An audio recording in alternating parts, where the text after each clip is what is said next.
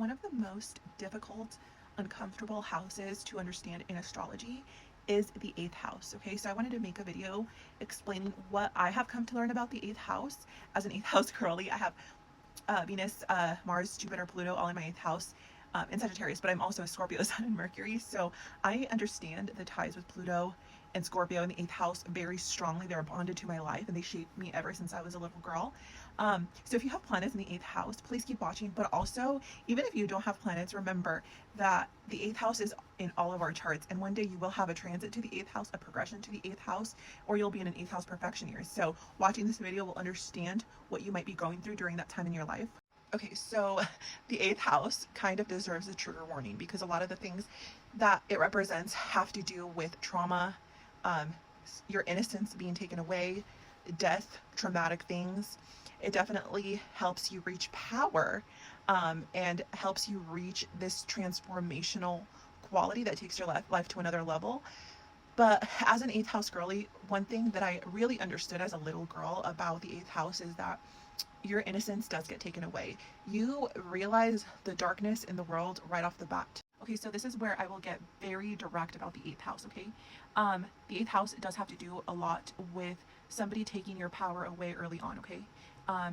And so, because the house does have to do with sex, right? It could be somebody taking your power away with regards to your sexual autonomy, to you being able to merge in a healthy way later on in life with another person, and it may be through SA. Okay, so for me as an eighth house girly, ever since I was a little girl, my earliest memories actually were of me being aware of what men could do to me.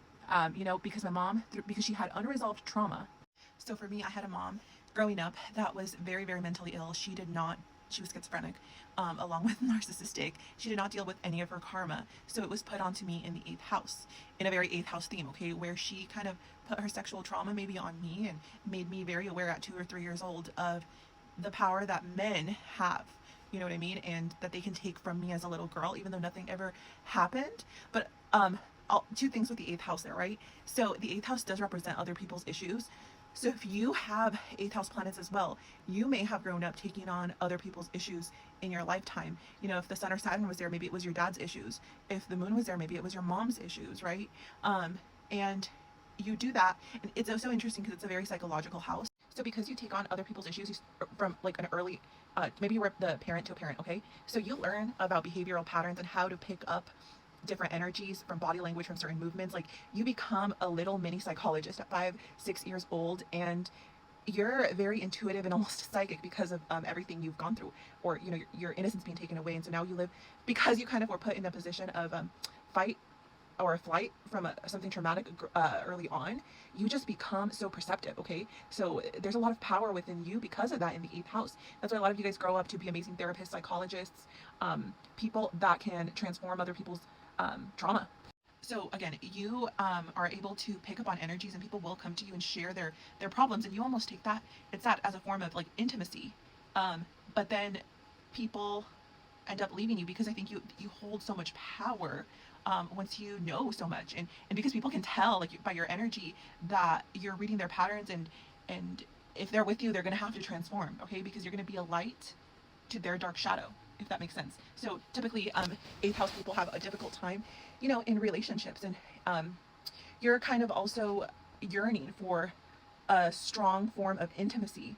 The issue though with intimacy and the eighth house is that yes, while you can be a ride and die for someone and fall in love so deeply in sickness and, you know, in health, all that, sometimes you guys equate, because of your past trauma, intimacy to you know, being with someone who activates your nervous system, right? Who is a little toxic, who, you know, triggers all of these fears.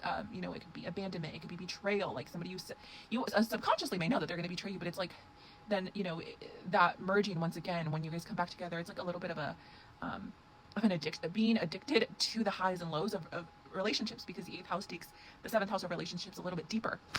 So the other topic of the eighth house, going back to the SA stuff, is that, you know, it does represent things that are maybe in the dark, or it represents repressed memories that are too painful to recollect. You know what I mean? A lot of times people with eighth house planets may think that they were like hurt, damaged, abused in some way, but they can't remember it. Maybe because it's like held back there. But it comes out in another way. Like Carl Jung said, you know, whatever you keep in your unconscious will come out in other ways in your life until you have to deal with it. So even if you're going through an eighth house transit, you're going to be forced to deal with anything that you've been repressing or anything that is giving you anxiety that you're not dealing with. So the other topic of the eighth house as well is going to be death. And a lot of times that eighth house isn't a physical death. Like you're not, it doesn't mean that you're going to die, but it means that there are painful endings. I think I've always seen that in the eighth house, and it doesn't have to be of a romantic relationship. It could be of a platonic relationship. And other times, you know, it is death of things around you. You know, death is a part of life. Okay. And in the eighth house, we all experience death. You know, we all have had a pet die. We all have had, you know, maybe a close family member, you know, die. And that when we are in those grieving situations, it usually activates a part of us of like understanding that life is so short, right? So in a way, we step back into our power when we go through those things. Staying in line with the topic of power, okay? The eighth house person, because their power was probably taken at such a young age, they spent their life trying to find their power, right? And what does this lead to? It leads to people who are very obsessive and controlling, okay? And in some ways, those qualities are not bad, because think about you being obsessed with something makes you put a lot of energy into that. And you become like almost like an expert at that. You probably won't ever be satisfied and you'll drain yourself out, but you'll be an expert. So if you have Venus in the eighth house, you'll be an expert, and you'll be obsessed with beauty and money and maybe using that to your advantage, and taking maybe what you can from other people as well. You know, that's why sometimes Venus in the eighth house can extract resources from others.